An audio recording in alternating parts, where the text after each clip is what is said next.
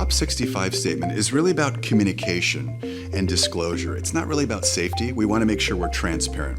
So let's talk about Prop 65. I live in California, and it's important to understand that all around the world in the environment, compounds and naturally occurring minerals that are in the soil get into our fruits and vegetables because they're grown there. So in the fruits and vegetables that we eat, we may find small amounts of this. What we're talking about is hundreds of times below this safety limit. So again, it's a communication issue. It's really not about safety. So in terms of this product, we use plant-based ingredients, which again are grown in the soil and take up some of these naturally occurring compounds. And that's why we're transparent on the label. Now, if you go to your favorite coffee house in California, you'll probably notice the Prop 65 statement because coffee beans, just like fruits and vegetables, take up some of these compounds. So that's a quick, easy explanation of how Prop 65 is on the label.